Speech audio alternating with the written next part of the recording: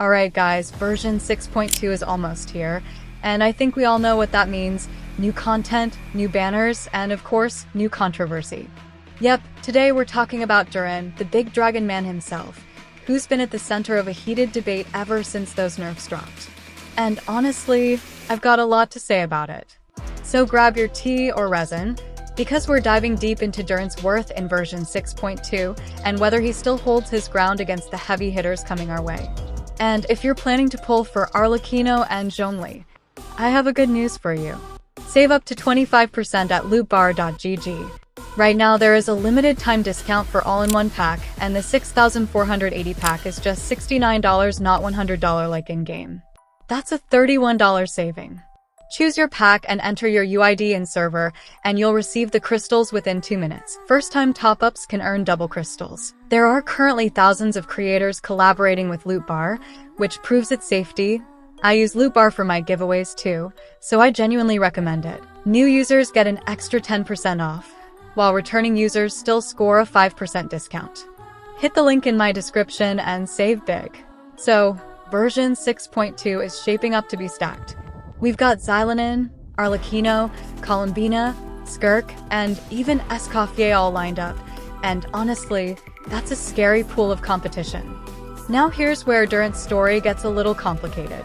After his 30% damage nerf, especially in teams with Wanderer, Nivea, or Overload comps, he's kind of fallen from grace. Don't get me wrong, I love his design. He's literally a dragon dude with wings, but bro can't even use them for anything practical. It's just for show. He still feels fun, but compared to Mavuika, who has flexible rotations and charged attack scaling that hits like a truck, Durin's numbers don't quite justify the pull right now. And with all these powerhouse pyro units on the horizon, the question is, how will Durin stand out? Personally, I think the key lies in synergy.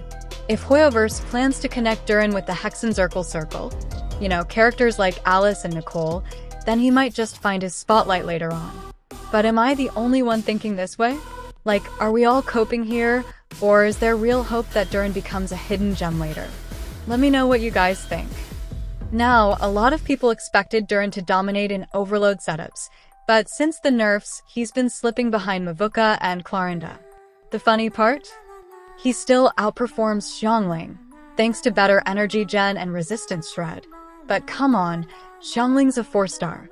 That's not a great comparison for a limited 5-star, right? Then there's his Geo and Kenich setups. This one's interesting. In Geo teams, he's actually performing 45% better than many others under realistic conditions. That's impressive. But in Kenich setups, things get more nuanced. He only stays slightly ahead of Mavuika when paired with Emily, because his resistance shred benefits her kit. But if you're running Kenich solo as a Dendro DPS, sorry Durin fans, Mavuika takes the win there. And let's be real, how many of us even have Kenich built properly? Exactly. That's what worries me. Durin's value depends so much on very specific teammates, and that's risky. Now let's talk upgrades, or rather downgrades. Durin's buffs were reduced compared to Furina's, which really hit his overall consistency. In Geo teams, he's now roughly on par with Mavuika, and in Overload, he's 3 to 5% weaker.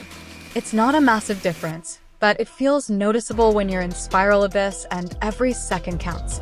Still, he's holding strong in Mono Pyro and Vaporized comps, where that raw firepower really shines. So if you're running him there, you're not wasting your primo gems. But if you already have Mavuika or Furina, the value proposition gets a little shaky. However, and this is a big however, his future potential is the wild card here. If Hoyoverse introduces Alice, Nicole, or Varka with Hexenzirkel-based buffs or synergy bonuses, Durin could skyrocket back into relevance.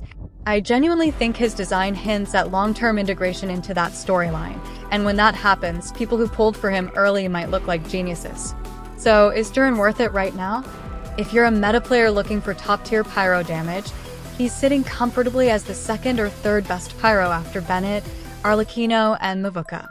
But if you're thinking long-term and you believe in the Hexenzirkel connections, he might be a sleeper pick for future synergy teams. Honestly, I'd love to hear your thoughts. Are you still planning to pull for Durin after the nerfs? Do Do you think Hoyoverse will buff him again or tie him into Alice and Nicole's stories later?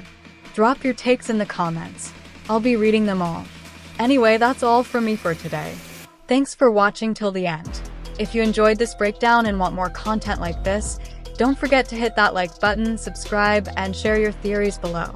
And as always, may your pulls be gold and your pity be kind.